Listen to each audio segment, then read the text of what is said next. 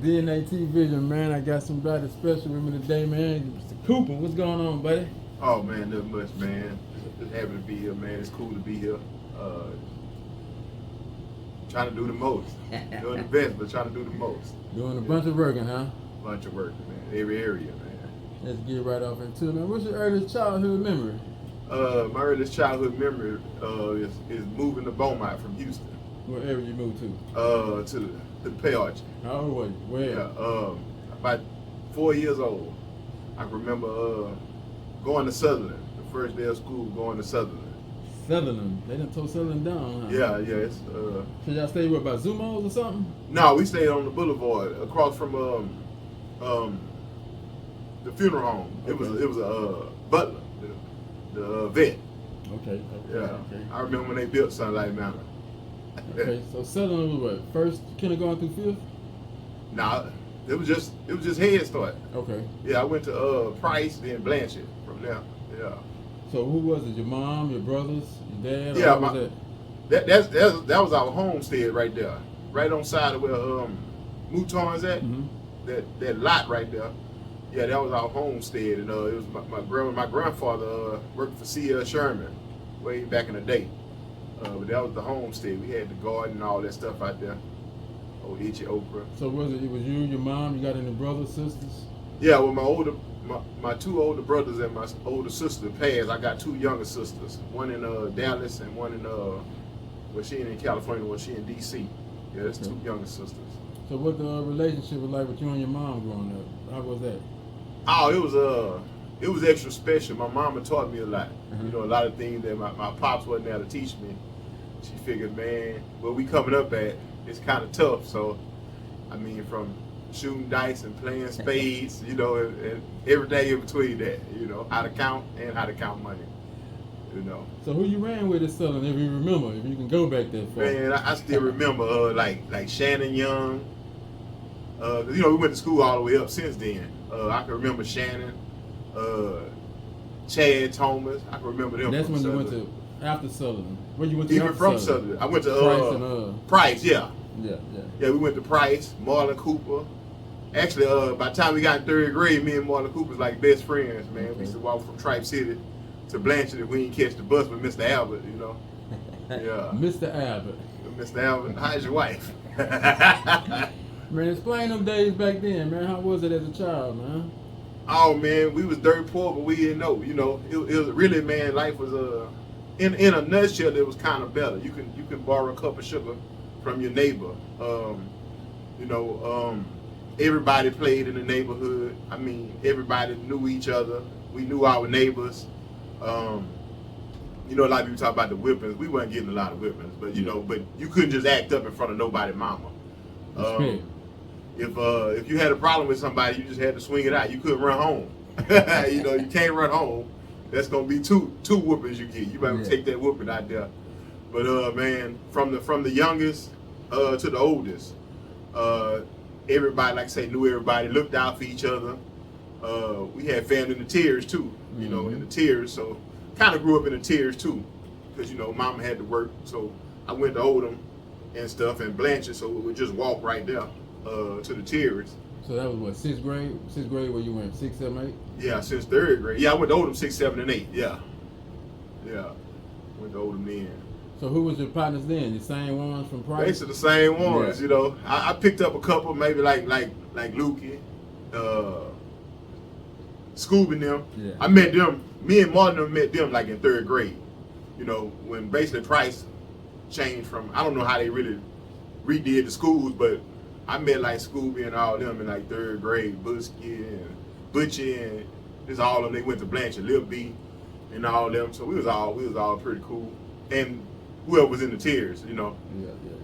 So when did you probably can say when you started kind of dwelling off into the streets? Man, And what was the cause of it? You think? It was basically the environment. Being in Tripe City, I don't. Some people might not remember, but you know we had this game room, and basically it was just really a front for coke. Yeah. But we young, we don't know. I was like, oh yeah, I went to Regina Howell. Yeah. So like 4th, 5th grade, so that's around the time with this. Me, you know, it was, you know, like I remember Joe, Sam Pay, and all of we was all kids around there. You get to play the games free.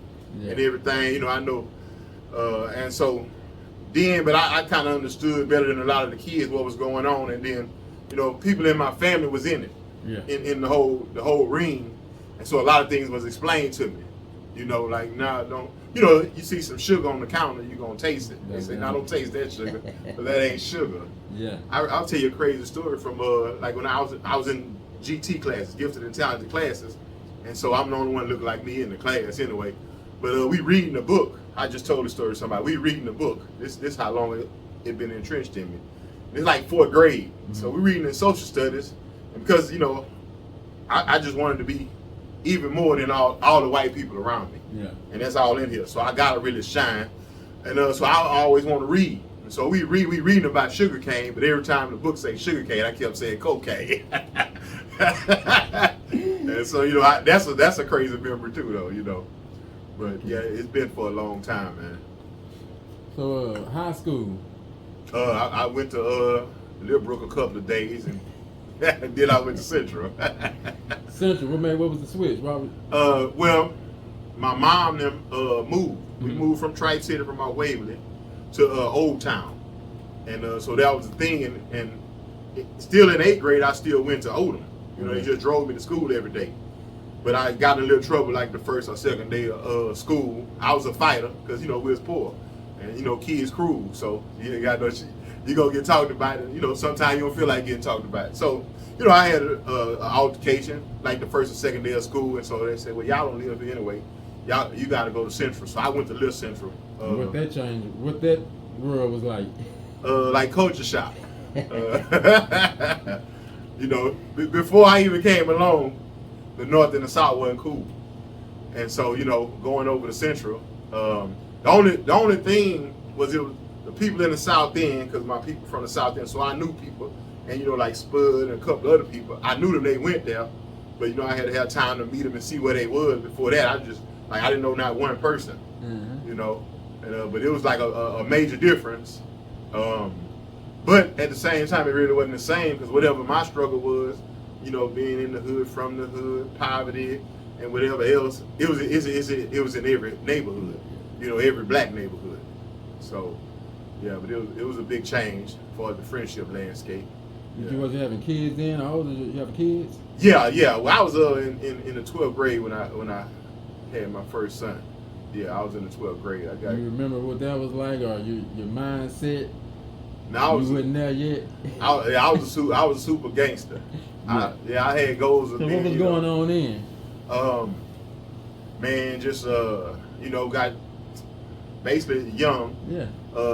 Cat from California, like my sister, and so, you know, you like a sister, you hang out with the little brother, you know, and you know, it just kind of turned me on to, you know, all the understanding of it, as much as you can understand at, you know, 12, 13 years old, and it was intriguing to say the least, you know. And it's an older guy. Everybody want to be like some older guy, you know, older guy that's around, you know. So I had the banging, just the mindset started from it. Then having family over on the West Coast, that didn't help it, you know.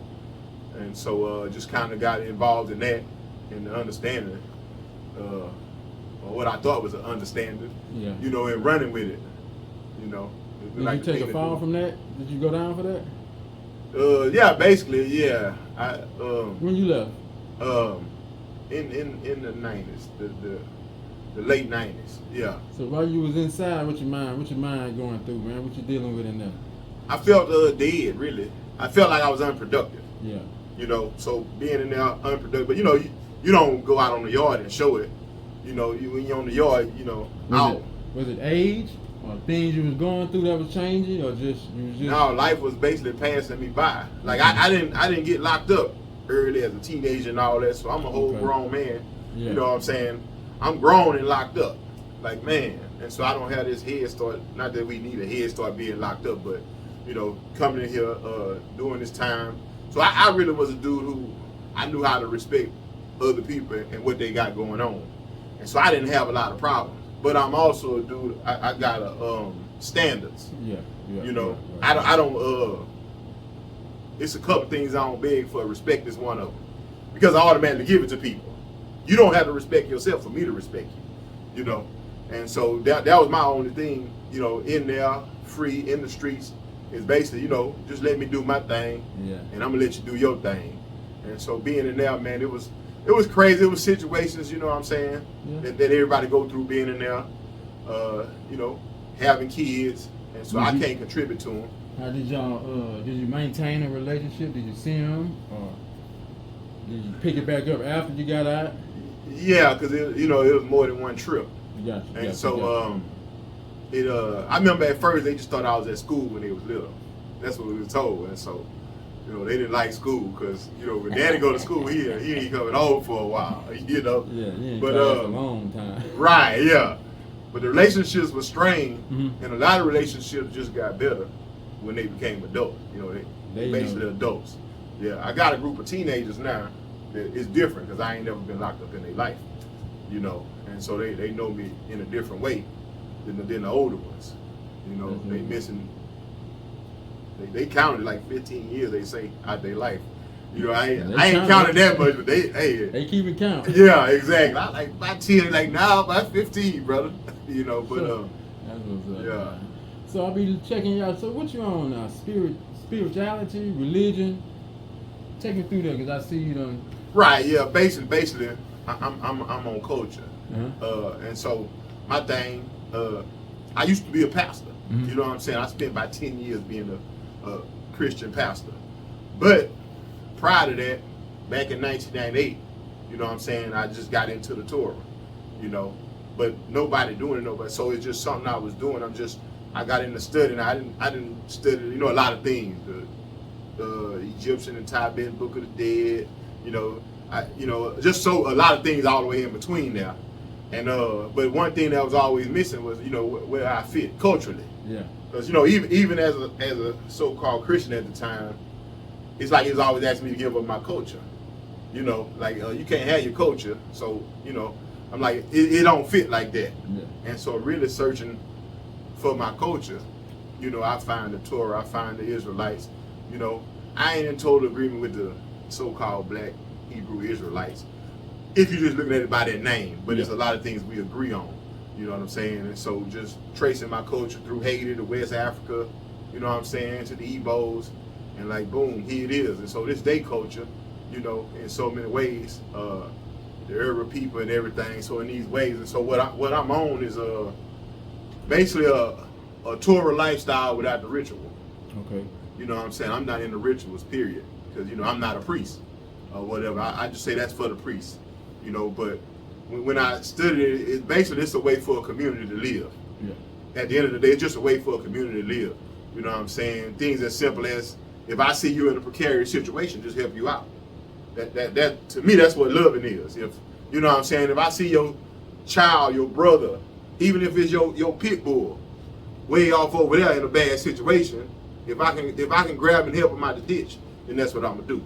And so basically, that's what I'm on. And you know, I'm convinced that we the people of the scripture. When you dig the twist out of it, it's us. Yeah. You know what I'm saying? It's not even a twist no more. Right. It's not a secret or anything. And so, you know, and the whole challenge is digging the twist out of it. Okay, what's twisted? Because basically we've been raised by our conquerors. You know, so being raised by your conqueror is tough. You know, being raised with an older brother was tough, but you know what I'm saying? And so really want to get out the conqueror mindset. Even sometime out the king mindset. I know sometimes we say, yeah, we kings. But are we kings as in the true meaning of it as in a servant? Or king as in somebody who want to dominate and rule everybody? Stick your chest out. Right. And so, so basically that's what I'm on, man. Basically on Israelite culture. You know, like I say, I study the Torah, and, you know, I blow it all the time too, you know what I'm saying? But that's good, man. That's what's up, man. The man from the beginning to now, how would you explain the difference between the two? Okay, the first man going to the man from the beginning to now. Starting off in youth, I was optimistic. I felt the world, I had the potential to, you know, the world could be mine potentially. You know, you run into the bumps in the road. So now we go to hurt, bitterness, and scorn. And so I went through that phase of hurt, bitterness, and scorn. And then I go from there to really a selfish. Let me get this hurt off of me. But the only people you really could hurt most times is the people closest to you. Yeah. You know, and selfish mindset really. You know, from everything hustling. You know, we you know, like it's our community, but it's all right if we destroy it. You know. Housing authority. Right, yeah, no, for real. You know, and to now, man, I'm really really other centered. Mm-hmm. It's a lot of things that I want for our people. Not that I want to force it. Everybody, you live your life, but you know, I believe I got a plan that could really help a community. You know, it started with the individual, but I'm really about an other center type of person now. I don't have a personal goal. I don't care about owning a big house. Let's you know what I'm saying, I can do a big house if it's gonna help somebody else have somewhere to grow at. I don't believe in free though. You know what I'm saying? I'm not a person who's gonna stand on the corner and hand out sandwiches and hamburgers, because free don't help people. You know, like welfare, it really didn't help. It hurt the community. You know, but you know, helping is my thing. Not caring, but helping. You know, a hand up.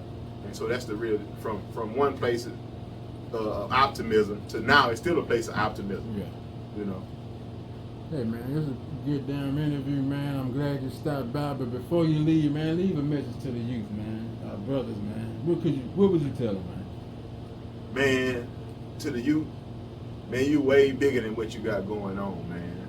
Not just life, but you so much more important to life than you really know, man. You've been chosen, man. You got a purpose to show the world what it's about. And even though the environment look crazy, really you can control the environment. You know, confidence is contagious. You know, I seen it in the scripture where one little cute guy, they called him David, changed the whole trajectory of a nation by just standing up to a so-called giant. Yeah. You know, I don't know how historically accurate it is, but it's a great story. When you look at the point in it, is that he said, one thing he said is there a reason, you know. And so when you figure out what your reason is, then you really can find out who you are and what you're here for. So that's a good question, man. Ask yourself, is there a reason, man? Before you do anything, good, bad, or indifferent, is there a reason, man? Make sure you got a reason for what you do. That's what I'm going to share with you, man. Man, I appreciate you stopping by, man. We can't wait to have you again, man, and much love to you, my brother. Same to you, man. Thank you.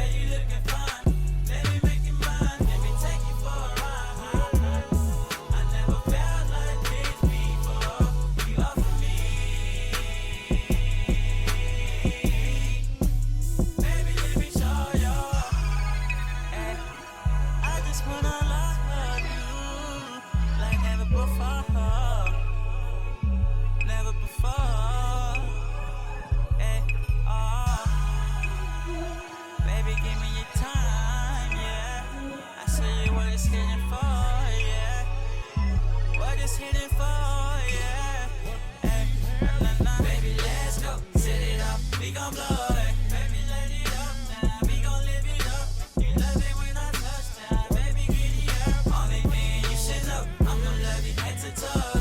I'ma play my role, but don't